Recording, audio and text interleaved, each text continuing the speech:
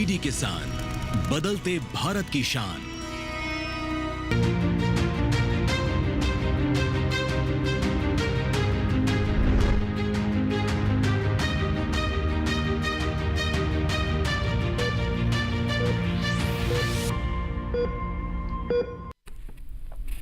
नमस्कार, स्वागत है आपका स्वस्थ किसान में। मैं हूं अंजू सिंह। स्वस्थ किसान एक ऐसा कार्यक्रम है जिसमें हम आपके स्वास्थ्य के बारे में बात करते हैं और आपको ये भी बता दें कि जिस तरीके से हमारे स्वास्थ्य पर भोजन का प्रभाव पड़ता है, यानी अगर हम अच्छा भोजन करेंगे तो हमारा स्वास्थ्य दुरुस्त रहेगा, अच्छा रहेगा, उसी तरह से मौसम का भी प्रभाव हमारे स्वास्थ्य पर पड़ता है। आप सभी जानते हैं कि सर्दियाँ जा चुकी है और गर्मियों ने दस्तक दे दी है, लेकिन इसी के साथ साथ बदलते तापमान और गर्मी के अलावा यहाँ पर इस चीज़ का भी ध्यान रखने की आवश्यकता है कि इनका आपके स्वास्थ्य पर किस तरह का प्रभाव पड़ सकता है। यानी तापमान बढ़ता है तो कई तरह की बीमारियां भी आती हैं। इसीलिए हमारा प्रयास ये है कि बदलते मौसम में ऐसी कौन कौन सी समस्याएं हैं जिनसे आपको दो चार होना पड़ सकता है, उसके लिए आप पहले से तैयार रहें। इस बदलते तापमान के साथ साथ किस तरह के बदलाव आपको अपने आहार और साथ ही अपनी लाइफस्टाइल में करने की आवश्यकता है ताकि आप स्वस्थ रहें और किसी तरह की बीमारी के चंगुल में ना फंसे। तो आज के कार्यक्रम में हम किस विषय पर बात करने वाले हैं या आप तक समझ चुके होंगे, तो आइए नजर डालते हैं आज के विषय पर। तो जैसा कि हमने आपको बताया कि बदलता मौसम और बीमारियों के बारे में बात करने वाले हैं। बीमारियों की कौन कौन सी जड़ हो सकती है उसे समझेंगे, उसका निदान कैसे हम करें ये भी हम जानने का आज के कार्यक्रम में प्रयास करेंगे। अगर आपके कोई भी सवाल है और आप भी जानना चाहते हैं कि अगर किसी तरह के सिम्टम्स आपको दिखाई दे रहे हैं तो उनका समाधान कैसे हो, वो सिम्टम्स किस समस्या की ओर इशारा कर रहे हैं, तो आप हमारे टोल फ्री नंबर पर कॉल कर सकते हैं। हमारा टोल फ्री नंबर नोट कर लें 1800-113060। दूसरा नंबर नोट कर लें 1800-113061। टोल फ्री, यानी इस पर आपका कोई शुल्क नहीं लगेगा। इसके साथ ही आप अपने सवाल हमें ईमेल भी कर सकते हैं। हमारा ईमेल आईडी भी आप नोट कर लें। हमारा ईमेल आईडी है swasthkisanlive2024@gmail.com। तो चाहे आपके कॉल्स हों या फिर ईमेल में भेजे गए सवाल हो, सभी सवाल हम कार्यक्रम में लाइव ही शामिल करेंगे। तो ऐसा बिल्कुल नहीं कि अगर आप ईमेल कर रहे हैं तो उन्हें हम कार्यक्रम में नहीं शामिल करेंगे या फिर अगले दिन के लिए रख लेंगे। तो चाहे कॉल हो या फिर ईमेल हो, सभी सवालों को हम कार्यक्रम के दौरान ही अपने विशेषज्ञों के सामने रखेंगे। तो आज के विषय के बारे में आप समझ चुके हैं। आज हम बात कर रहे हैं बदलते मौसम में। जैसे कि आप जान रहे हैं गर्मी आ चुकी है, तो क्या करना चाहिए, कौन सी बीमारियों का खतरा हो सकता है, कैसे इसका निदान करें, और इसमें हमारी मदद करेंगे दो बहुत ही खास मेहमान जो कि हमारे साथ स्टूडियो में मौजूद है। तो चलिए उनका हम स्वागत करते हैं। हमारे साथ डॉक्टर पीयूष रंजन है, प्रोफेसर मेडिसिन विभाग, एम्स अस्पताल दिल्ली से। सर बहुत बहुत स्वागत है आपका।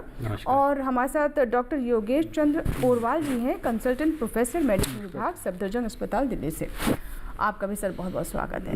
तो दोनों मेहमानों से अगले 1 घंटे तक बातचीत होगी। आपके जो भी सवाल होंगे उनका हम सीधे जवाब लेंगे। आज हम बात कर रहे हैं गर्मियों के मौसम की, कौन कौन सी आशंकाएं इस मौसम में दस्तक देती हैं, उन पर हम विस्तार से बात करेंगे। लेकिन उससे पहले रिपोर्ट देख लेते हैं।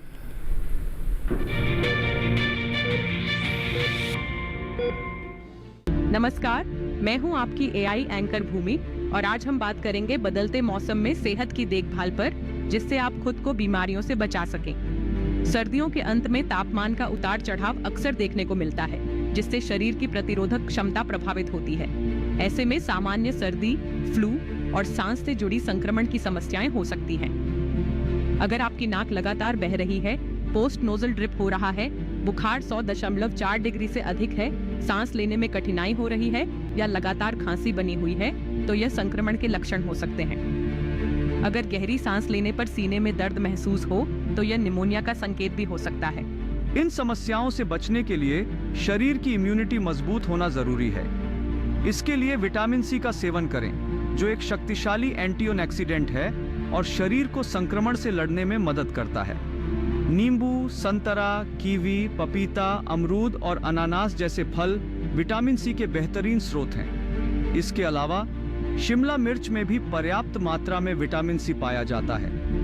डाइटिशियन के अनुसार दिन में सिर्फ एक फल खाने या पानी में नींबू मिलाने से भी प्रतिरक्षा प्रणाली को मजबूती मिल सकती है।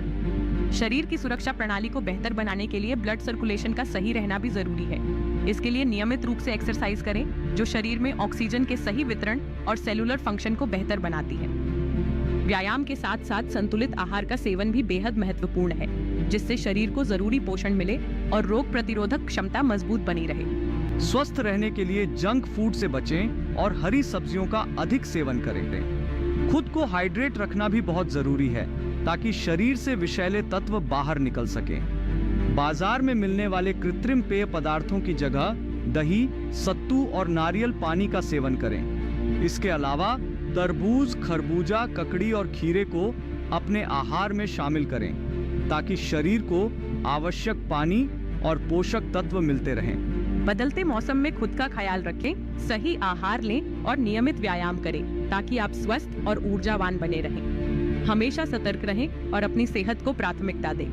मिलते हैं अगले वीडियो में, तब तक के लिए स्वस्थ रहें, सुरक्षित रहें।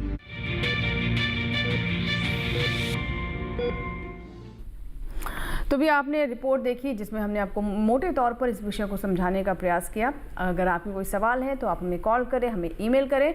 और चलिए बातचीत की शुरुआत करते हैं हमारे विशेषज्ञों से। तो सर, सबसे पहले डॉक्टर पीयूष, मैं आपसे जानना चाहूँगी कि मौसम का हमारे स्वास्थ्य पर किस तरह का प्रभाव पड़ता है। एक तो हमें गर्मी लगती है या फिर ठंड लगती है, वो तो है, लेकिन ओवरऑल हमारा जो स्वास्थ्य है वो किस तरह से प्रभावित होता है? देखिए, हमारा शरीर जो है वो प्रकृति से बना हुआ है, और जैसे आयुर्वेदा में भी कहा गया है कि हमारा शरीर जो है वो मिट्टी, वायु, पानी और अग्नि, इन सभी चीज़ों से बना हुआ है।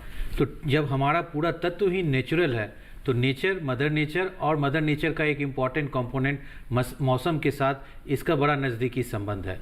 जब कभी भी मौसम में, जो मौसम मूल तौर पे किन चीज़ों से बनता है, ये बनता है तापमान से, सूर्य की गर्मी कभी बढ़ती है कभी घटती है, वायु की गुणवत्ता से, और उसमें मौजूद आर्द्रता से। तो जब कभी भी तापमान बढ़ता घटता है तो टेम्परेचर रिलेटेड डिजीजेज होती हैं, जैसे कि गर्मियों के दौरान में लू लगना, डिहाइड्रेशन होना, ये सारी समस्या हो जाती हैं, और अत्यधिक थकान की समस्या हो जाती है। पसीने के कारण त्वचा की जो बहुत सारी बीमारियां हैं वो हो सकती हैं। मौसम जब बदलने के कारण जब ठंड होती है तो ठंड से संबंधित बीमारी वो हो जाता है।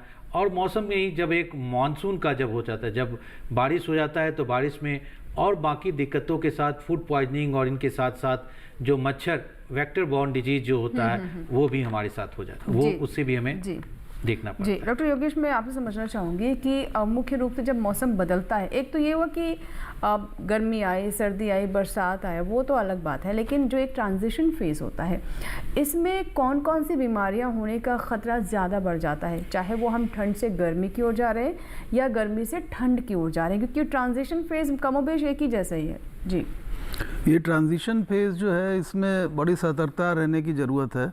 जैसे अभी विंटर ख़त्म हुए, अब विंटर से गर्मियाँ शुरू हुई, इसमें और फिर गर्मियों से फिर मानसून आएगा, फिर मानसून से फिर आपका जाड़ा आएगा।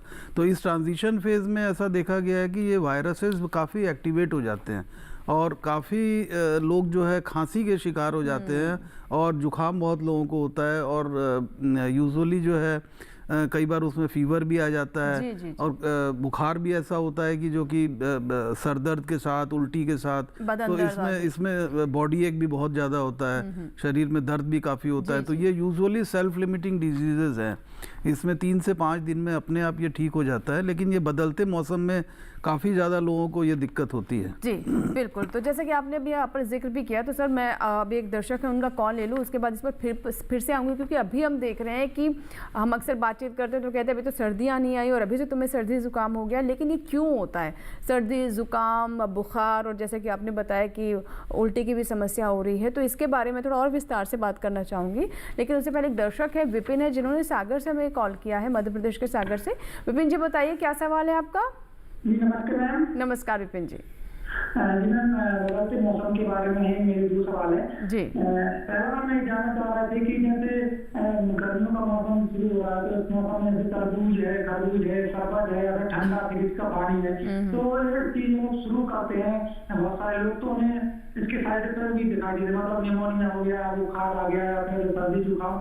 तो ये इसलिए होता है क्योंकि 6-7 महीने से चीजों को हम नहीं ले रहे, जो अचानक से चालू करते, तो इसका क्या उपाय है और कैसे इसका क्या निदान कर सकते हैं? और दूसरा ये था कि जिन लोगों को एसिडिटी या बीपी की समस्या रहती है, उन्हें काफी प्रॉब्लम का सामना करना पड़ता है गर्मी के मौसम में, तो वो कैसे इस चीज से निपटे और इसका कैसे निदान करें? ठीक है। एक तो पहला सवाल है सर, आपसे मैं जानना चाहूंगी कि जो हम बदलते बदलते मौसम के साथ अपना खान पान बदलते हैं।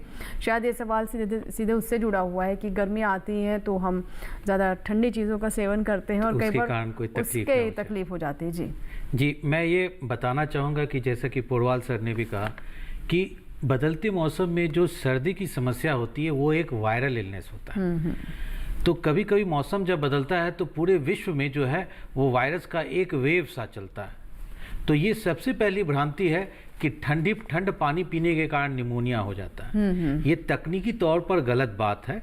निमोनिया एक इन्फेक्शियस इलनेस है, यानी यह बैक्टीरिया या वायरस मूल तौर पर और कभी कभी फंगस जो कुछ तरह के फफूंद होते हैं उसके फेफड़े में इन्फेक्शन के कारण निमोनिया कहते हैं। तो कभी भी ठंड पानी पीने की वजह से निमोनिया नहीं होता है। ये पहली बात। तो मौसम बदलने के कारण कुछ लोग एलर्जिक होते हैं जिन्हें कोल्ड वेव या इस जैसे चीज़ के कारण जो है वो ये थोड़ा सा इस जैसा एलर्जी हो सकता है जिसमें कि सर्दी खांसी जैसा हो सकता है। और ये मौसम भी असर की रबी की फसल आपकी पकती है, फिर कटाई भी होती है और आप भले ही शहरों में रहते हैं लेकिन वो पॉलेंस और ये जो धूल धक्कर और ये सारी चीज़ों से हो सकता है। तो हाँ जी, लेकिन ये इस बात को समझने की आवश्यकता है।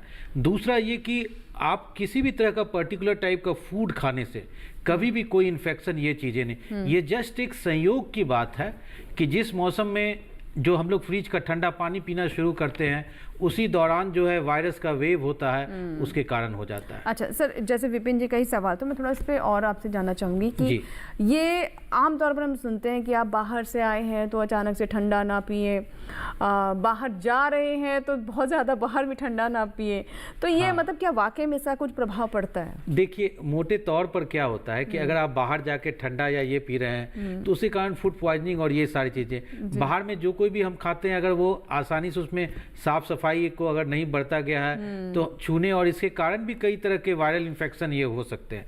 ये महत्वपूर्ण बात है। ठंड लगने के कारण ठंडा अगर आप रात को तेज ठंड वाले में सो जाएं तो इसके कारण आपको थोड़ी तकलीफें हो सकती हैं, लेकिन इसकी वजह से निमोनिया हो जाए यह बात तकनीकी तौर पर गलत है। मतलब एक अगर हम डॉक्टर से पूछे तो उस बात को बिल्कुल जी बोलचाल की भाषा हम लोग कई बार कह जाते हैं। बिल्कुल सर, विपिन जी का दूसरा सवाल था कि जैसे तापमान बढ़ता है तो वो पेशेंट जिनको ब्लड प्रेशर की समस्या है, डायबिटिक है, जो ऑलरेडी जो सेंसिटिव हैं, जो कॉम्प्रोमाइज्ड हैं, उनकी समस्या और बढ़ जाती है, क्या ये सही है सर? हाँ, जैसे आपका तापमान बढ़ता है या तापमान कम होता है उसमें बॉडी के काफ़ी चेंजेस होते हैं।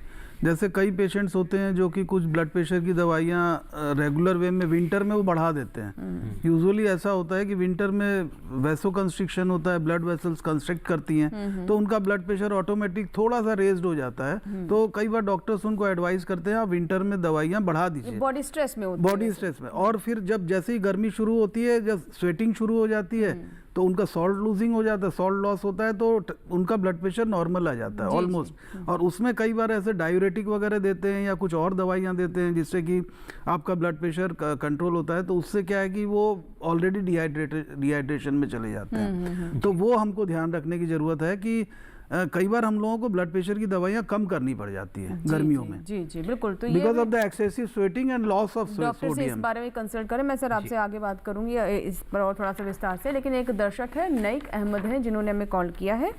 जी सर बताइए क्या सवाल है आपका? हेलो नईक साहब बताएं क्या सवाल है? मेरा सवाल ये है कि मैं कानपुर यूपी से बोल रहा हूँ। जी नईक साहब, मेरा सवाल ये है कि मेरे मेरे जो आंतें होती है, पेट की जो आंतें होती है उसमें प्रॉब्लम है कि 3 दिन 4 दिन लैट्रिन नहीं होती है और जब होती है तो बहुत सख्त होती है, टाइट होती है। तो इसमें क्या मेरी आंतों में प्रॉब्लम है कि डाइजेशन में प्रॉब्लम है? जी सर आप जवाब देना चाहेंगे? इनकी जो जी हाँ भी रहती है।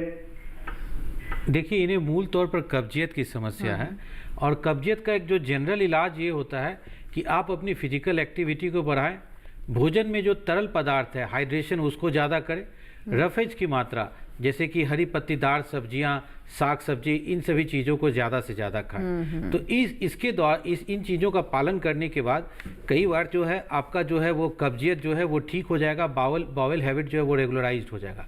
लेकिन साथ साथ ये कि अगर 3-4 दिनों तक अगर आपको शौच नहीं हो रहा है तो फिर आपको ध्यान रखने की ज़रूरत है, क्योंकि कई थोड़ी बहुत ऑल्दो ये थोड़े रेयर होते हैं लेकिन कुछ जटिल बीमारियां भी होती हैं जिसमें कि इन जनरल जो है, जिसमें कि हम लोग गैस्ट्रोपैथी या न्यूरोपैथी वाले कंडीशन में जो बाउल सिंड्रोम्स होते हैं कुछ, उसमें भी जो है वो कब्जियत और बहुत ज़्यादा ऐसी दिक्कत एक बार डॉक्टर से मिलने, गैस्ट्रो के डॉक्टर से मिलने जब अगर ये परसिस्टेंट हो रहा है तो नॉर्मल जो है अपने हाई रफेज वाली डाइट लें, जैसा आपने शुरू में कहा बैलेंस डाइट लें, हाई फ्लूइड वाली डाइट को लें, तो इसके द्वारा आपकी ज़्यादातर समस्याएं जो हैं वो ठीक हो सकती है। ठीक है सर, अभी ब्रेक लेने का समय है, लेकिन उससे पहले डॉक्टर योगेश, हमने जैसे कि डिस्कस किया था वायरल के बारे में, जो इस समय वायरल की एक वेव से चली हुई है, और इसमें ये जो सर्दी जुकाम और बुखार होता है, इसका ट्रीटमेंट भी कई तरह के कन्फ्यूजन पैदा करता है। कुछ लोग सोचते हैं कि नहीं, हमें एंटीबायोटिक्स लेनी चाहिए, कुछ लोग सोचते हैं कि ये तो एक वायरल है, उसका कोर्स चलेगा ही कुछ दिनों तक। क्या बेहतर रहता है? देखिए, सिंपल वायरल इन्फेक्शन जो होता है उसमें एंटीबायोटिक का कोई रोल नहीं है, और एंटीबायोटिक लेनी भी नहीं चाहिए, क्योंकि ये नेचुरल बॉडी का जो डिफेंस सिस्टम है, नेचुरल बॉडी की जो इम्यूनिटी है वो उस वायरस को एलिमिनेट करता है। लेकिन हाँ, इसमें ये है ध्यान रखने की ज़रूरत, अगर वायरल इन्फेक्शन के साथ सपोज़ आपकी सांस बहुत ज़्यादा फूल रही है, या आपको जो है बुखार बहुत ज़्यादा हो गया है, 104 105 डिग्री टेम्परेचर हो गया है, या आपको कंटिन्यूस खांसी आ रही है, या आपके हाथ पैर थोड़े ठंडे पड़ जा रहे हैं, तो ऐसी कंडीशन में आपको डॉक्टर को ज़रूर दिखाना चाहिए। अदरवाइज सिंपल जो वायरल इन्फेक्शंस है वो अपने आप जो है, आप थोड़ा आयुर्वेदिक जैसे अदरक और इसकी चाय ले लीजिए, तुलसी ले लीजिए, तो इससे काफ़ी कुछ, ये गुनगुना पानी या गर्म पानी आप लीजिए, तो इससे काफ़ी आपका 3 से 5 दिन में यूजुअली ये रिजॉल्व हो जाते हैं। लेकिन 5 दिन से अगर ये ज़्यादा निकलता बिल्कुल, है तो आपको दिखाने की ज़रूरत बिल्कुल है। ठीक है। और वैसे भी जैसे कि हम देखते कई बार सर, डॉक्टर के पास जाने से पहले लोग अपने आप इलाज कर लेते हैं, खुद से एंटीबायोटिक ले लेते हैं। वो बिल्कुल सही नहीं है, ये तो डेंजरस ट्रेंड है। चलिए, इसी के साथ ही हमारे लिए वक्त हो गया एक छोटे से ब्रेक का। कहीं मत जाइएगा, ब्रेक के बाद भी इस विषय पर चर्चा जारी रहेगी।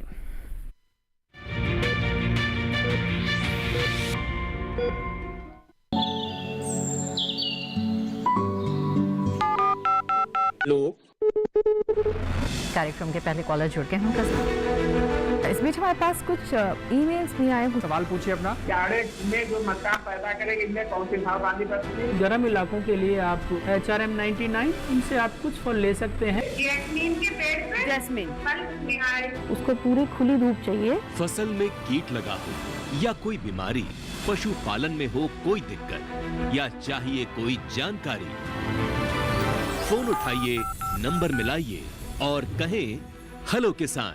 सोमवार, बुधवार और शुक्रवार शाम 6 से 7 बजे सिर्फ डीडी किसान पर।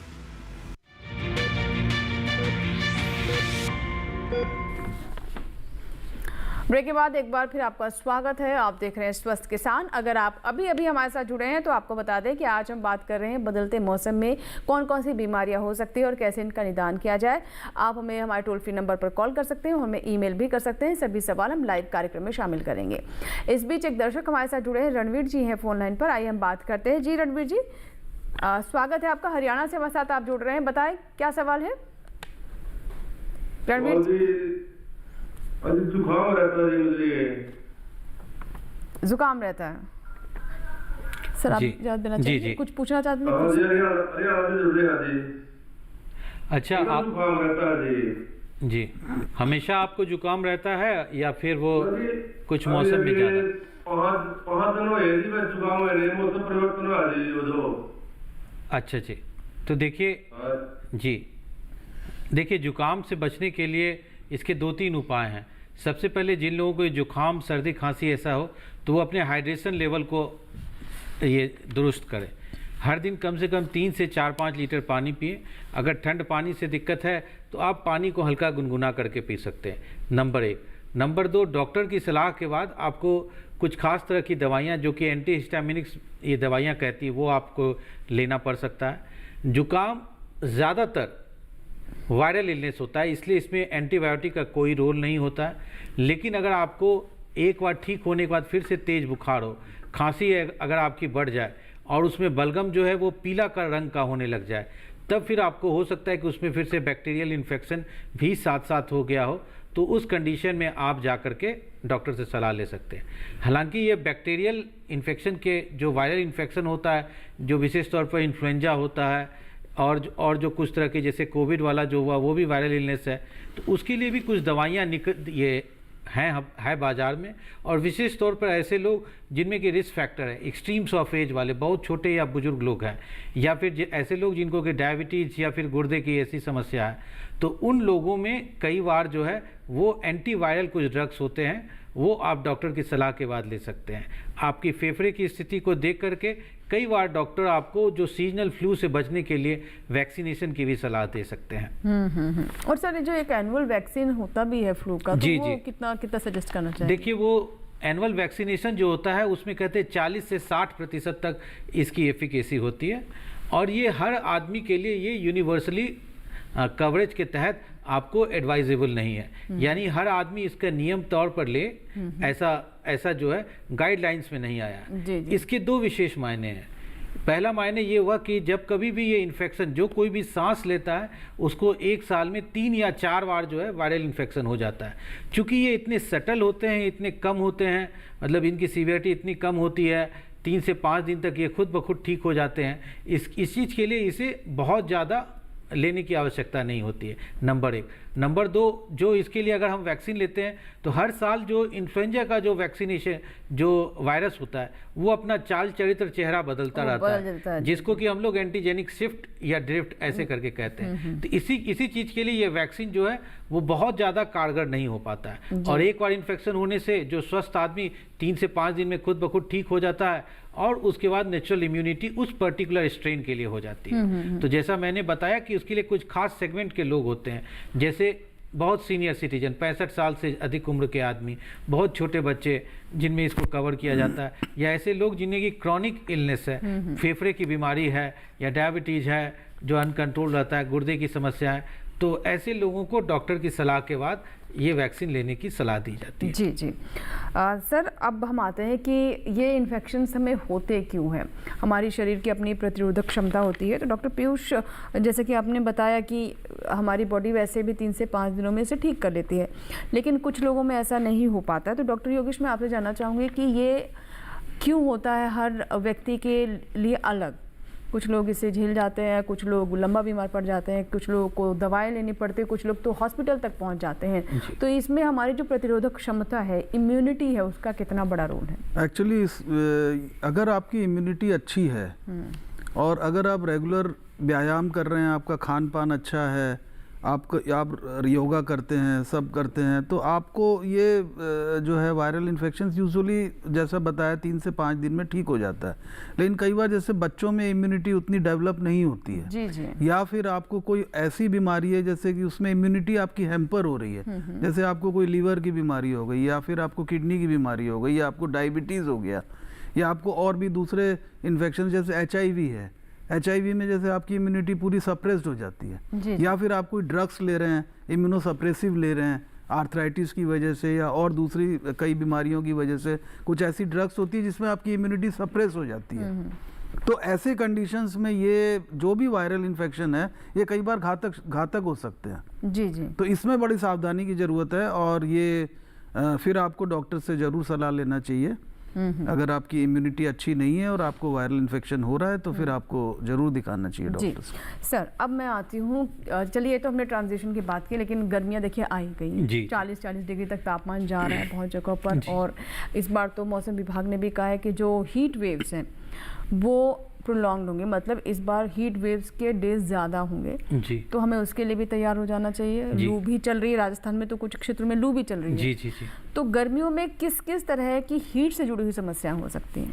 देखिए, सबसे ज़्यादा जो इम्पोर्टेंट समस्या है वो डिहाइड्रेशन की। पसीना निकलने के बाद सूर्य की तेज गर्मी के कारण आप में जो हीट वेव से संबंधित जो हीट स्ट्रोक सिंड्रोम जो कहते हैं वो हो सकता है। इसमें जैसे कि इन ऑर्डर ऑफ सीवियरिटी सबसे कम में बहुत ज़्यादा थकान होना, पसीना निकलने के बाद आपके शरीर का कमज़ोर होना, ऐसा हो सकता है।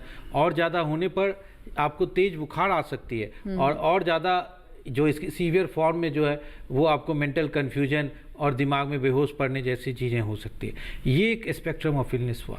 दूसरा स्पेक्ट्रम ऑफ इलनेस ये हुआ कि पसीना ज़्यादा निकलने के बाद आपके शरीर के कुछ हिस्से में फंगल इन्फेक्शन, जिसको कि दांत खाज खुजली ये कहते हैं, वो हो सकता है। तीसरे तरह का ये हुआ कि जो कि बहुत कॉमन रहता है, जो फूड पॉइजनिंग से संबंधित चीज़, जो food and water borne illness हो जाता है, जिसमें कि पीलिया की समस्या हो गई, टाइफाइड हो गया। ये भी आमतौर पर गर्मी के समय में, और जो खासकर ऐसे लोग जो कि स्ट्रीट फूड खाने के शौकीन हैं, जो साफ़ सफाई जहाँ पर नहीं रह पाता है वहाँ पर भोजन खाते हैं, तो ये food and water borne disease हो सकता है। जी, तो सर ऐसे में सावधानियां हमें किस तरह की करनी चाहिए? सर मैं आपसे जानना चाहूँगी डॉक्टर योगेश, और हमें डॉक्टर के पास ना जाना पड़े, ये तो सबसे मैं कहूँगी सबसे अच्छी स्थिति होती है कि prevention is always better than cure. Yes yes.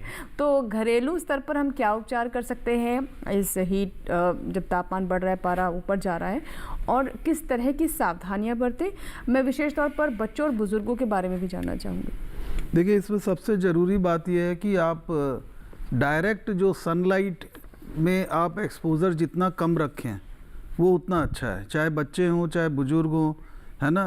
और जो जैसे ये किसान भाइयों से मैं ये आग्रह करता हूँ कि वैसे तो काफ़ी समझदार हैं, अपना ज़्यादातर काम जो है 10-11 बजे के पहले ही कर लेते हैं। मैंने देखा है कई बार किसान भाई सुबह ही अपना काम कर लेते हैं, 6 बजे 5 बजे से खेतों में काम करते हैं और 10-11 बजे वो अपना काम कंप्लीट कर लेते हैं। फिर जो काम बचा होता है वो शाम को 4 बजे के बाद 5 बजे के बाद वो करते हैं। तो ये जो 11 बजे से लेके 4 बजे तक का पीरियड है, इसमें इंटेंस हीट होती है, और इस इंटेंस हीट में कोई भी एक्सर्शन वाला काम जो है ये काफ़ी घातक हो सकता है, क्योंकि जैसे डॉक्टर साहब ने बताया, काफ़ी एक्सेसिव स्वेटिंग होने के बाद आपको इतने चक्कर आ सकते हैं, टायर्डनेस हो सकती है, वॉमिटिंग हो सकती है, हीट रिलेटेड और भी प्रॉब्लम्स हो सकती हैं, और कई बार बेहोशी भी हो जाती है, जिसे हम हीट स्ट्रोक कह सकते हैं। जी। और सडन टेम्परेचर शरीर का एकदम बढ़ जाता है, 105-106 डिग्री टेम्परेचर हो जाता है। और सबसे इम्पॉर्टेंट चीज़ है इसमें लाइट कपड़े पहने, एकदम सूती के कपड़े पहने, और पानी पीते रहें। हर 1-2 घंटे में आप पानी पीते रहें। कोई ना कोई चीज़, आप कोल्ड ड्रिंक या मट्ठा हो गया या पानी हो गया, या ये चीज़ें आपको हमेशा लेते रहना है। तरल पदार्थ लेते रहें ताकि आपकी स्वेटिंग कंटिन्यूस होती रहेगी, तो बॉडी का टेम्परेचर मेंटेन रहेगा। और बेस्ट ये है कि आप 11 से 4 के बीच में अवॉइड करें। जी, राय सिंह एक दर्शक जिन्होंने राजस्थान के हनुमानगढ़ से मैं कॉल किया है, आइए बात करते हैं। राय सिंह जी, स्वागत है आपका स्वस्थ किसान में, बताइए क्या सवाल है? Hello sir. जी नमस्कार। नमस्कार, बताएं सर। मैं राजस्थान से बोल रहा हूँ, राय सिंह है जी। और डायबिटीज का मरीज हूँ। कितनी उम्र है आपकी? तो उम्र है मेरी 54 साल। ठीक है। तो सर मैं पूछ रहा हूँ, पपीता या तरबूज खा सकता हूँ क्या? डायबिटीज के शिकार हैं तो पपीता और तरबूज खा। जी, राय सिंह जी नमस्कार। मैं देखिए, डायबिटीज़ के लिए जो इलाज कहा जाता है उसमें एक महत्वपूर्ण जो स्तंभ है वो है डाइट के संबंध में ऐसा आपको जो यूजुअली जो है वो हाई रफेज डाइट वाला जो होता है वो आपको खाना चाहिए। कॉम्प्लेक्स कार्बोहाइड्रेट नहीं खाना चाहिए, और फैट को मॉडरेशन अमाउंट में लेना चाहिए। आम बोलचाल की भाषा में कहें तो हर वो चीज़ जो कि मीठी लगती है, जिसके हाई ग्लाइसेमिक इंडेक्स होते हैं, जैसे कि शरबत हो गया, ये चीनी हो गई, चीनी से बना हुआ चाय हो गया, या वो फल जो कि मीठे लगते हैं, आम हो गया, तरबूज हो गया, अंगूर हो गया, इन सबों के सेवन से आपको परहेज करना चाहिए। नंबर 1, ऐसे फल जो कि मीठे नहीं लगते हैं या कम मीठे होते हैं, वो पपीता जो बहुत मीठा होता है वो आपको नहीं खाना चाहिए। जो हल्का कच्चा हो, जिसमें कि कम मीठा हो, वो आप खा सकते हैं। अमरूद खा सकते हैं, लेकिन इन फलों को भी आप मॉडरेशन में लेना चाहिए। ठीक है, नंबर 1। नंबर 2, कौन भोजन आपको ज़्यादा खाने चाहिए? तो जैसे अंकुरित चना हो गया, अंकुरित जो मूंग हो गया, जिसमें कि रफेज की मात्रा भी वो आपको ठीक रखेगा, और ये यूजुअली लो ग्लाइसेमिक इंडेक्स के होते हैं। और जो रोटी भी जो आपको बने वो मल्टीग्रेन हो, जिसमें चोकर, जो गेहूं में जो हस्क होता है, चोकर होता है, वो आपको निकाल करके नहीं खाना चाहिए। तो ये सभी चीज़ आपके वो डायबिटीज के कंट्रोल को में मददगार होते हैं। और जो अभी जो मिलेट्स के बारे में बताया गया है, तो कुछ मिलेट्स जो होते हैं वो आपके लिए बहुत फ़ायदेमंद होते हैं। नंबर 1। नंबर 2, इसमें एक जो भोज्य पदार्थ है जिसको कि हम लोग मेथी कहते हैं, तो मेथी के सेवन से भी जो आपका जो है शुगर है वो कंट्रोल होता है। तो अगर हम लोग इसको समराइज करें तो हर वो चीज़ जो मीठी लगती है उससे परहेज से बचना चाहिए। अगर चावल और गेहूं भी जो खाएं तो उसके साथ साथ जो उसका जो छिलका है वो लेकर के खाएं। अधिक प्रोसेस्ड वाला जो है वो भोजन ना करें। ये सारी चीज़ें ज़रूरी है। बिल्कुल। तो देखिए ये कुछ बातें हैं जिसका आप ध्यान रख सकते हैं। और आगे अभी क्योंकि कुछ हमारे जो दर्शक थे वो अपने हिसाब से पूछे थे कि वो उन्हें डायबिटीज़ है तो उनका खान पान कैसा होना चाहिए, लेकिन गर्मियों के मौसम में हम सभी का खान पान कैसा होना चाहिए, क्या इसमें भी हमें कुछ बदलाव या कुछ सुधार करने की आवश्यकता होती है, इस पर भी हम बात करेंगे। लेकिन फ़िलहाल वक्त एक छोटे से ब्रेक का।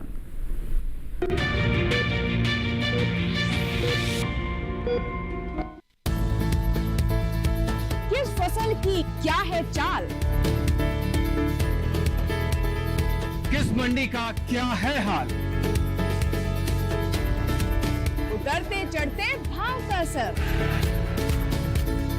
आयात निर्यात का क्या है असर,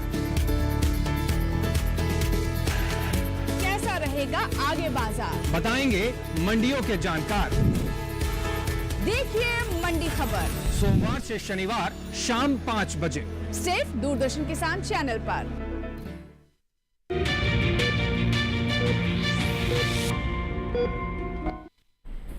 ब्रेक के बाद एक बार फिर आपका स्वागत है। आप देख रहे हैं स्वस्थ किसान और एक कॉलर हमारे साथ जुड़ चुके हैं। आइए उनसे जल्दी से बात करते हैं। अमरीक सिंह जी हैं जिन्होंने हरियाणा से हमें कॉल किया है। अमरीक जी स्वागत है स्वस्थ किसान में, बताइए क्या सवाल है। मैं अमरीक सिंह बोल रहा था। नमस्कार जी। जी नमस्कार। मैडम जी मुझे ना 1 महीने से फीवर है। 1 महीने से बुखार है आपको? हाँ जी 1 महीने से मुझे ऐसा लग रहा है जैसे ना हल्का हल्का जी जैसे कि मुझे खुद को कमजोरी महसूस हो रही है। ठीक है सर, कौन लेना चाहेगा कॉल सर आप? हाँ अमरीक जी नमस्कार। आपको अगर 1 महीने से बुखार है तो आपको उसके साथ अदर सिम्टम्स पूछने पड़ेंगे कि आपको किस तरह खांसी है, या आपका वज़न कम हो रहा है, या आपको यूरिन में आपको जलन है, या आपको और दूसरे बहुत सारे सिम्टम्स होते हैं बुखार के साथ। उसके साथ देखना पड़ता है कि बुखार एक्चुअली किस वजह से है। 1 महीने का बुखार ज़रूर आपको इन्वेस्टिगेशन कराने की ज़रूरत है।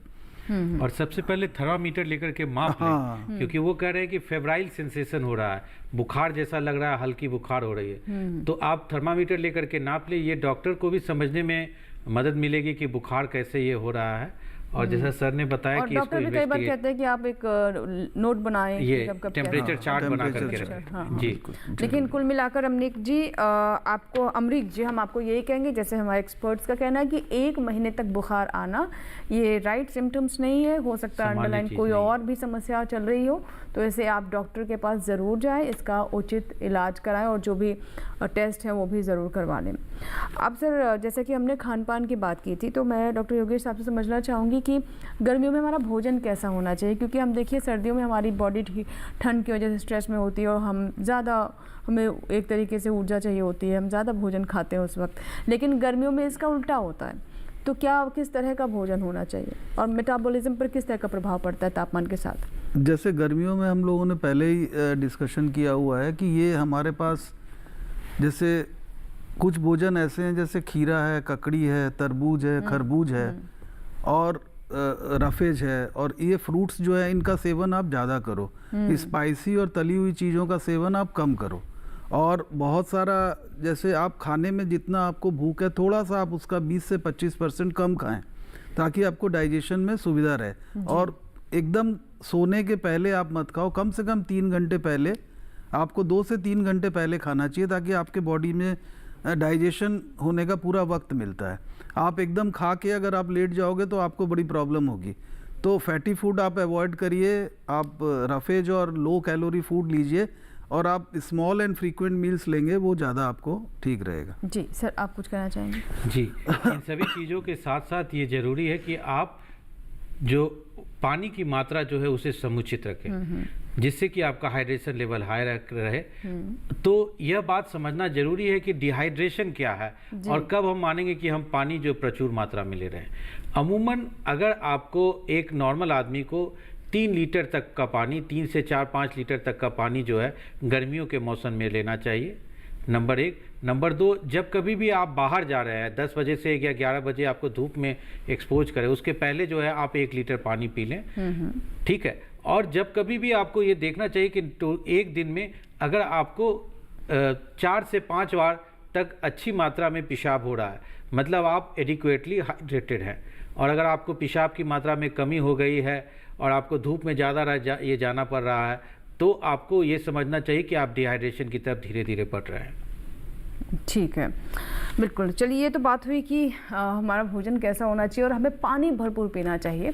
लेकिन चलिए सर, अब ऐसी कोई इमरजेंसी वाली सिचुएशन हो जाती है, किसी को हीट स्ट्रोक हो जाता है और कई बार हम देखते हैं कि आप काम करते करते गिर जाते हैं या फिर ऐसी कोई स्थिति होती है, अप्रिय घटना हो जाती है, तो सबसे पहले हमें ऐसी स्थिति में क्या करना चाहिए डॉक्टर साहब? देखिए, अगर आपको बेहोशी हो जाती है तो कुछ भी और करने से बेहोश आदमी को, या जो अल्टर्ड मेंटल कंडीशन में है, मेंटेशन में है, बेहोशी के ठीक पहले की अवस्था है, तो ऐसे आदमी को मुंह से कुछ भी ना दें, क्योंकि वो मुंह के माध्यम से आपके फेफड़े में जा सकता है और वो दूसरी समस्याएं पैदा कर सकता है। नंबर 1, न तुरंत उनको अस्पताल में लेकर जाए, डॉक्टर उसकी जांच करेंगे और सामान्यतः वो आपको आईवी ड्रिप्स जो होता है वो देंगे और उसके साथ जो दूसरी जो जरूरी दवाइयां हैं वो आपको देंगे। नंबर 1। नंबर 2, अगर आप उसके पहले जा रहे हैं, थकान और ये सारी चीज़ें ज़्यादा हो रही है और जैसा मैंने बताया कि 3 से 4 बार तक आपको खुल के पेशाब नहीं हो रहा है, तो इसका मतलब कि आप जो है डिहाइड्रेशन की तरफ बढ़ते जा रहे हैं। आप उसको उस समय जो नॉर्मल पानी लें। जब टेम्परेचर ज़्यादा रहता है, पसीना ज़्यादा आता है, तो सादा पानी पीने से ज़्यादा फायदा नहीं होता है, क्योंकि आपके शरीर में पानी के साथ साथ नमक भी निकल जाता है। तो आप ORS का घोल जो है वो पी सकते हैं, या अगर ORS का घोल ना हो तो जो नॉर्मल नमक और पानी का जो घोल हो सकता है वो आप लेकर के पी सकते हैं। जो नेचुरल फ्रूट्स होते हैं, जैसे कि मौसमी का रस हो गया, ये सारी चीज़ें में इलेक्ट्रोलाइट्स भी पर्याप्त मात्रा में रहता है और ये आपको सादे पानी से ज़्यादा कारगर रहते हैं। जी बिल्कुल। तो देखिए, ये अगर आपको ऐसी कोई भी स्थिति नज़र आती है, भगवान न करे आपके साथ हो या फिर आपके आसपास किसी के साथ ऐसा होता है, तो क्या करना है आपको सबसे पहले, ये आपने समझा। एक चीज़ मैं ऐड करना चाहूँ इसमें। कई बार ऐसा होता है कि जैसे हीट स्ट्रोक जिसको कहते हैं, जब आदमी बेहोश हो जाता है तो आप उनको एकदम पेशेंट को उठा के आप साइड में छाया में लिटा दीजिए, और पेशेंट को कई बार इसमें सीजर भी आ जाते हैं, इपिलेप्सी जिसको हम कहते हैं कि मिर्गी का दौरा टाइप का। उसमें आप उसको कभी भी मुंह से, जैसे डॉक्टर साहब ने कहा, मुंह से बिल्कुल मत दीजिए, उसमें पानी बिल्कुल, और पेशेंट को साइड में लिटा के रखें, नहीं तो क्या, हाँ, करवट करके लिटा के रखें, नहीं तो क्या है कि वो जो उसके सिक्रीशंस हैं वो फेफड़े में चले जाते हैं। तो आपका बस एक काम है, ये देखिए, सीजर जो है ये 1 से 2 मिनट में अपने आप ठीक हो जाता है। आप पैनिक बिल्कुल मत होइए, बस मरीज को आप साइड में करके रखिए, करवट करके रखिए, और 1 से 2 मिनट में ये सीजर ठीक हो जाता है। उसके बाद 5 से 10 मिनट में कई बार मरीज को होश भी आ जाता है। तो ये बहुत जरूरी है, मुंह से बिल्कुल नहीं देना है, साइड में करवट करके आप उसको लिटा दीजिए। जी, ये बहुत अच्छी बात आपने बताई, क्योंकि हम देखते हैं कि सर, जब भी कुछ ऐसा होता है तो सबसे पहले पेशेंट को हम पानी ही ऑफर करते हैं। हाँ, पानी नहीं ऑफर करना है, वो नहीं करते क्योंकि वो बेहोश है। तो वो डेंजरस है, लेकिन जी। तो ये इस बात का आप ज़रूर ध्यान रखें, आप अपने लिए भी और दूसरों के लिए भी। अब सर, मैं आपसे जानना चाहूँगी कि देखिए, हम इस बात को बहुत अच्छे से समझ चुके हैं कि अब जलवायु परिवर्तन का सीधा प्रभाव देखने को मिल रहा है, चाहे ठंड हो, चाहे गर्मियाँ हो या फिर बरसात हो। जो एक मौसम का पैटर्न था वो बदलता हुआ दिखाई दे रहा है, और इससे हर जीव जंतु, हमारी फसलें, सब चीज़ें प्रभावित हो रही हैं। लेकिन किसान जो है वो सबसे ज़्यादा इससे प्रभावित हो रहा है। तो एक तो फसलों के लिए उसे क्या करना है, वो तो हमारे कृषि वैज्ञानिक कर रहे हैं, लेकिन उसे अपने स्वास्थ्य के लिए भी क्या करना है, क्योंकि उसे सबसे ज़्यादा एक्सपोज होता है, वो चाहे सर्दी हो, चाहे गर्मी हो, चाहे बरसात हो, वो सबसे ज़्यादा बाहर निकलता है। तो क्या रिलेशन है जलवायु परिवर्तन और हमारे किसानों के बीच में? देखिए, किसानी का काम जो है कभी भी आसान नहीं रहता है, अगर, और खासकर जबकि मौसम बदलता है तो उन्हें धूप में भी जाके कड़ी मेहनत करनी पड़ती है। तो जैसा सबसे पहले अभी ये पोरवाल सर ने बताया कि जब कभी भी आपका काम हो तो कुछ इस तरह का आप पैटर्न रखें कि आप अर्ली इन द मॉर्निंग पौ फटते ही उठ जाएं और 10 से 11 बजे तक में आप जो है जितना ज़्यादा से ज़्यादा काम जो है बाहर, आउटडोर जो बाहर का काम है वो कर लें। नंबर 1। नंबर 2, अगर उसके बाद अगर आपको निकलना पड़े तो अपने आप को पूरा ढक करके रखें, जैसे कि आपको जो पूरे बाजू के कपड़े, पूरे बाजू का पूरे जो वो लंबी पतलून जो होती है वो आप पहने। सर पर जो है साफा मुरट्ठा ये आप बांध करके रखें और अपने आप को कैलकुलेट कर ले कि अगर आपको धूप से निकलना है तो उसके निकलने से पहले जो है 1 लीटर पानी, और प्रेफरेबली आप ऐसा करें कि इलेक्ट्रोल पाउडर जो होता है, जिससे पानी के साथ साथ नमक की मात्रा भी समुचित मात्रा में रहती है, इलेक्ट्रोलाइट जो जरूरी है आपके शरीर के लिए वो भी रहता है, उसका सेवन कर लें। और गिनते रहें कि एक दिन में 3 से 4 बार मिनिमम जो है आपको पेशाब जो है प्रचुर मात्रा में हो रही है। अगर पेशाब प्रचुर मात्रा में हो रही है और आप डायबिटीज़ या दूसरे पेशाब से संबंधित किसी बीमारी से ग्रसित नहीं हैं, तो इन जनरल आप मान सकते हैं कि आप समुचित मात्रा में पानी ले रहे हैं, और तब आपको हीट स्ट्रोक या उस स्पेक्ट्रम की कोई और दूसरी बीमारी नहीं हो रही है। इन चीज़ों का अगर आप पालन करेंगे तो आपको तकलीफ नहीं होगी। जी, राकेश है एक दर्शक जिन्होंने हमें हिमाचल प्रदेश से कॉल किया, शिमला से हमारे साथ जुड़ रहे हैं। राकेश जी, स्वागत है स्वस्थ किसान में, बताइए क्या सवाल है। नमस्कार। नमस्कार सर। मेरा ये प्रश्न है, जब मैं पेशाब करता हूँ तो पेशाब करते करते दर्द हो देता है, इसका क्या कारण है? सर आप बताना चाहेंगे? नहीं, पेशाब करते करते दर्द हो रहा है, ये तो आपको अगर बर्निंग सेंसेशन है तो ये तो आपको पेशाब की जांच करानी चाहिए, जिसको रूटीन और माइक्रोस्कोपिक एग्जामिनेशन जरूर कहते हैं, और एक कल्चर भी कराना चाहिए कि यूरिन में इन्फेक्शन तो नहीं। आपकी उम्र कितनी है? सर फोन कट गया।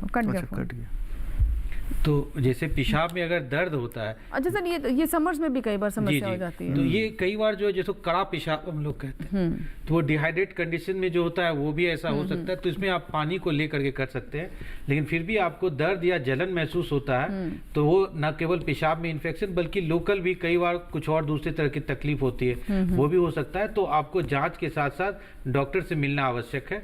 कई बार जो है वो आपका लोकल एग्जामिनेशन करके वो आपको सही मशवरा दे सकते हैं।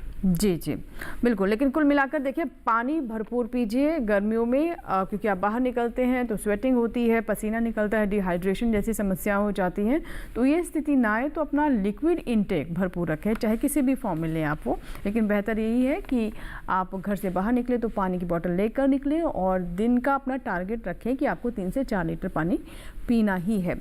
अब सर मैं आपसे जानना चाहूँगी डॉक्टर योगेश, अगर जैसे कि हमने कुछ तो पॉइंट्स यहाँ पर डिस्कस किए, लेकिन विशेष तौर पर मैं बच्चों और बुजुर्गों के लिए भी कहूँगी कि उनके लिए क्या कुछ अलग से सावधानी बरतने की ज़रूरत है?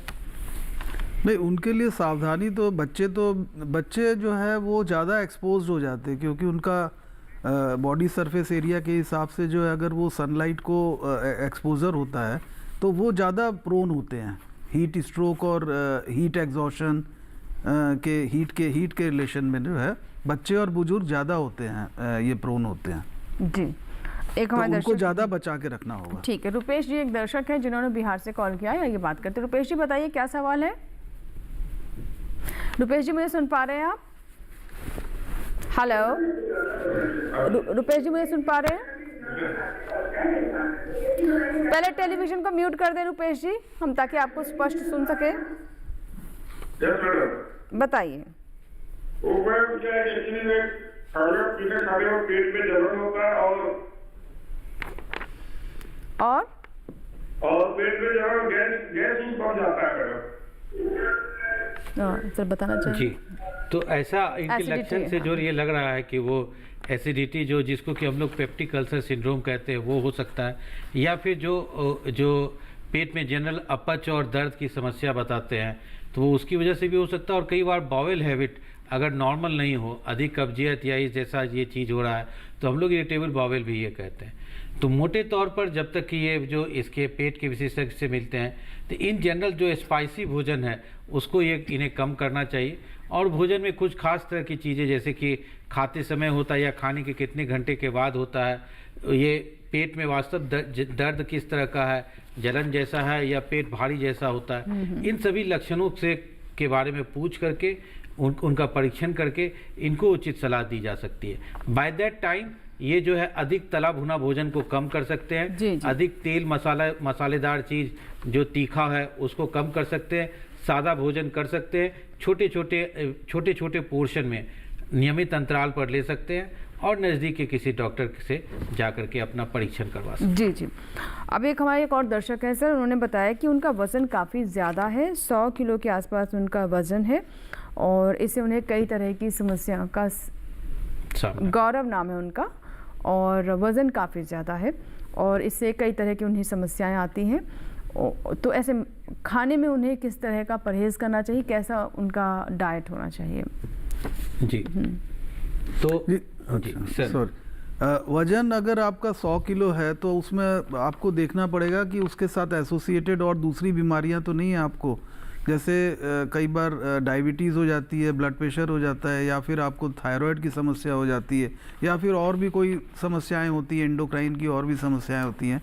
तो इसमें आपको कैलोरी, आप अपना कैलोरी इंटेक जो है रेस्ट्रिक्ट करिए। कैलोरी इंटेक आपका जो है 1000 या 1200 कैलोरी से ज़्यादा, आपकी हाइट कितनी है उसे आधार पे डिपेंड करता है, तो 1000 से 1200 कैलोरी आप इंटेक रखिए, जिसमें आपको पहले भी बताया कि फाइबर फूड ज़्यादा इंटेक रखिए, लो कैलोरी वाली डाइट लीजिए, मीठे और तली हुई चीज़ों का सेवन कम करिए। आप रेगुलर थोड़ा एक्सरसाइज करिए, एटलीस्ट 30 to 40 मिनट्स अगर आप वॉक कर सकते हैं तो वो बेस्ट है। बहुत इंटेंस और एक्सेसिव एक्सरसाइज करने की मैं सलाह नहीं दूंगा, लेकिन एक रेगुलर आप अपना एक्सरसाइज शेड्यूल करिए, और अगर आप योगा कर सकते हैं तो वो बहुत बढ़िया है। लेकिन कैलोरी इंटेक जब तक कम नहीं होगा तब तक वजन कम होना मुश्किल है। जी, इसके साथ साथ मैं ऐड करना ये चाहूँगा, देखिए मोटापा के इलाज के लिए 2 मुख्य बातें हैं। एक, आप जो कैलोरी इंटेक यानी भोजन को कम करें, और एक्सरसाइज करें। भोजन कम करते समय जो डाइटिशियन अलग अलग प्लान बताते हैं, लेकिन मोटे तौर पे याद रखें कि घी, तेल, मीठा मसाला इसको शून्य कर दें। तली हुई भुनी हुई चीज़ें जो हैं, पराठा हो गया ये ना खाएं, उसके बदले आप सादी रोटी खाएं। घी, तेल, मीठा मसाला कम कर दें, और ज़्यादा से ज़्यादा जो है वो नेचुरल अंकुरित चीज़ें जो हैं वो खाएं। नंबर 2, और खाने के बीच में कोई भोजन ना करें, यानी कि सवेरे नाश्ता कर लिया, दोस्त के पास गए, वहाँ भी चाय मठरी खा ली, फिर शाम को जब परिवार वालों के साथ बैठे तो फिर वो कर लिया, फिर समोसे खा लिए, परिवार में किसी का जन्मदिन आ गया तो वो ये कर ले। तो हम लोग कई बार ऐसा था, डाइटिंग के नाम पे 1 रोटी कम कर लेते हैं, लेकिन 2-3 दिनों में एक बार कहीं बाहर जाकर के 2-3 रसगुल्ले, गुलाब जामुन खा लिया। तो इन सभी चीज़ों को कम करेंगे तो फिर ये ठीक होगा। जैसा आपने शुरू में बताया, बैलेंस डाइट, और मोटापा और स्वस्थ रहने के लिए लंबे समय तक आपको डिसिप्लिन रहना पड़ेगा। जी, और जी बिल्कुल बैलेंस डाइट हमने कहा ज़रूर, लेकिन इस पर हमने काफ़ी बार फोकस किया। तो मैं चाहूंगी कि कार्यक्रम को समाप्त करने से पहले हम एक बार, सर अभी ब्रेक लेना होगा मुझे, एक चीज बस मैं ऐड करना चाहूंगा। प्रधानमंत्री जी ने सारे लोगों से ये कहा है कि एटलीस्ट कम 10% कम करिए, प्लीज 10% के तेल जो है आप अपना कम करिए, ये प्रधानमंत्री जी ने कहा है। तो ये मैं सबको ये दोबारा मैं एक आदमी को 1 महीने में सिर्फ आधे लीटर का तेल, अगर एक घर में अगर 4 आदमी के सदस्य हैं तो 2 लीटर से ज्यादा तेल 1 महीने में आना ही नहीं चाहिए। तेल कम खाएं और दालों का सेवन भी बढ़ाएं, ये भी पीएम मोदी कहते हैं। जी जी जी, बिल्कुल। चलिए यहाँ पर हम छोटा सा ब्रेक लेंगे, लेकिन ब्रेक पर जा रहे हैं, लेकिन इसके बाद जब वापस आएंगे तो हम एक बार फिर से बात करेंगे बैलेंस डाइट होती क्या है, हमारे थाली में क्या क्या होना चाहिए जिसे हम कहें कि रिच है, बैलेंस्ड है और पोषण से भरपूर है। चाहे कोई भी मौसम हो, खाना तो आपको अच्छा ही खाना चाहिए। फिलहाल छोटा सा ब्रेक।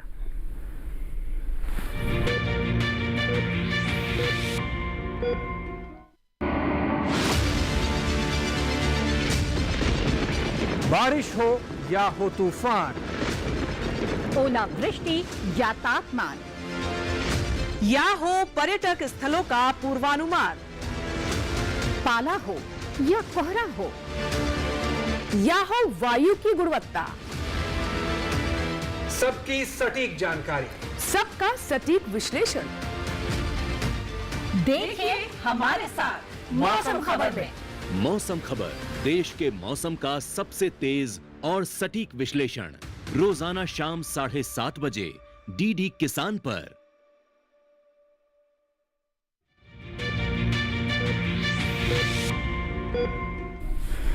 ब्रेक के बाद एक बार फिर आपका स्वागत है। आप देख रहे हैं स्वस्थ किसान। अगर आप अभी भी जुड़े हैं तो हम आपको बता दें कि आज हम बात कर रहे हैं बदलते मौसम में, गर्मियों के मौसम में स्वास्थ्य को कैसे आप दुरुस्त रखें, अगर बीमारी होती है तो इसे कैसे बेहतर किया जाए, ठीक किया जाए, यानी बीमारी से अपने आप को कैसे आप दूर रख सकते हैं। इस पर हमने बहुत सारे पॉइंट डिस्कस किए। अब हम कार्यक्रम के अंतिम पड़ाव में हैं, और जैसे ब्रेक से पहले हमने कहा था कि बैलेंस डाइट क्या है, और मौसम तो कोई भी हो, हमें अपना भोजन बिल्कुल सही रखना चाहिए, क्योंकि कहते हैं कि जो शुद्ध है वही शुभ है, और आपका पोषण सुनिश्चित करने के लिए बहुत ज़रूरी है कि आप में उस तरह की जागरूकता भी हो। ज़रूरी नहीं कि आपने थाली भर के भोजन कर लिया, पेट भर गया और आपको उतना पोषण मिल जाए, ये भी एक चैलेंज है। जी, अति सर्वत वर्जित, मतलब इवन भोजन में भी अगर आप ज़्यादा खाते हैं तो वो आपको कई तरह की बीमारियों को न्योता देता है। इन्फेक्शन और ये सारी चीज़ें तो ठीक हो जाती है, लेकिन एक बार आप लाइफस्टाइल रिलेटेड डिजीज यानी मोटापा, डायबिटीज़, हाइपरटेंशन के शिकार होते हैं तो जीवन भर आप इसके चुंगल में फंसे रह जाते हैं और बहुत मुश्किल होती है। तो फिर आपने जो सबसे महत्वपूर्ण आपने पूछा कि क्या भोजन जो है वो बैलेंस डाइट है, क्या भोजन सही है।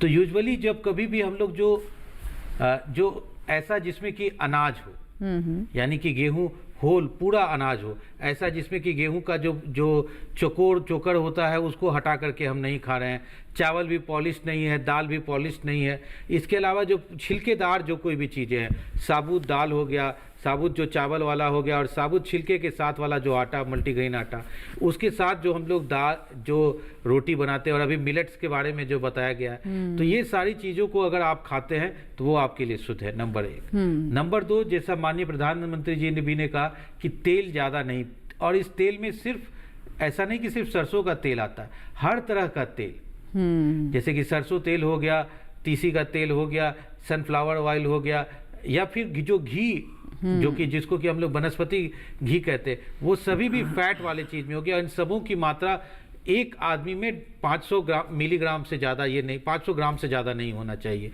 एक महीने में, ठीक है, ये दूसरा हो गया। नंबर 3, अगर इन सभी बातों को भी, जैसे एक थाली हो तो उसमें हर तरह के रंग के आपकी चीज़ें हो।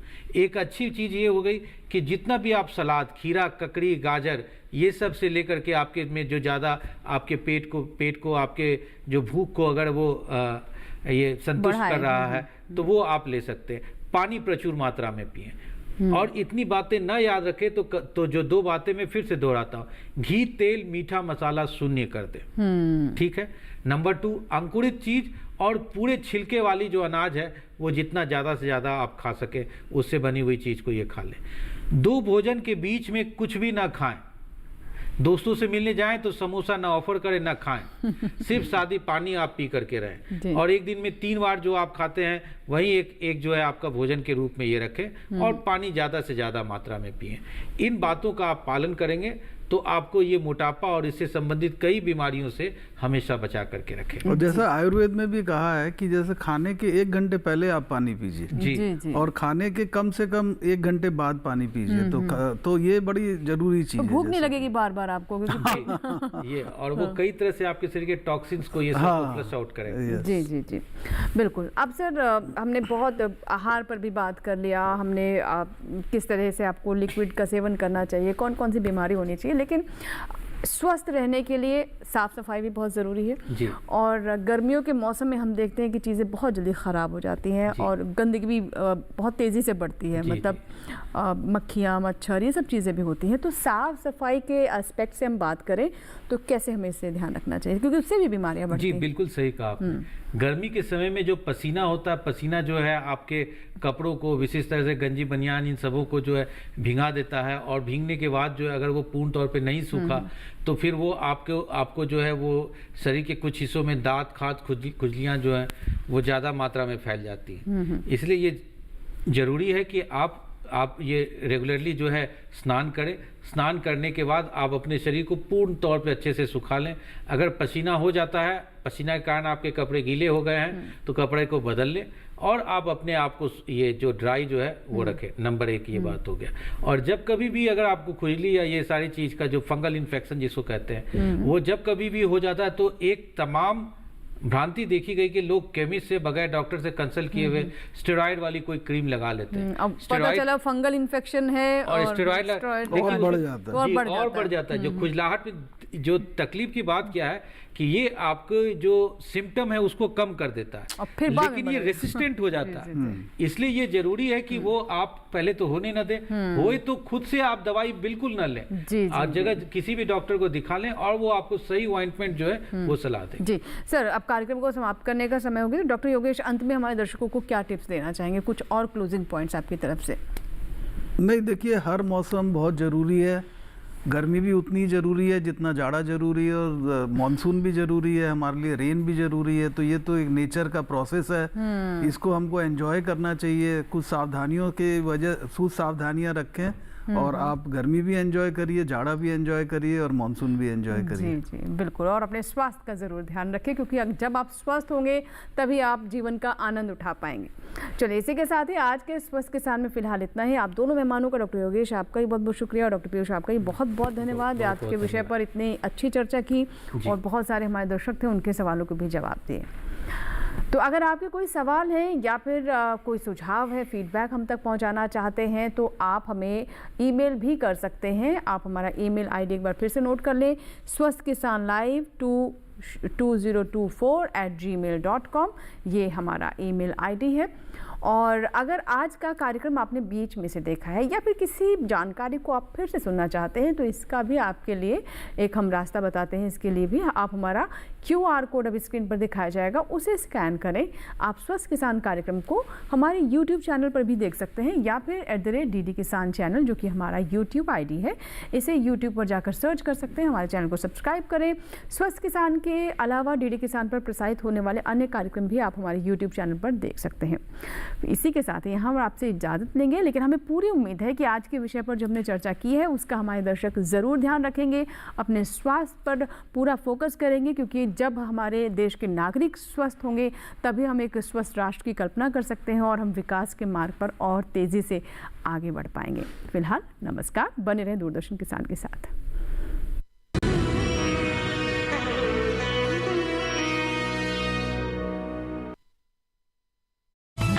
मन की बात है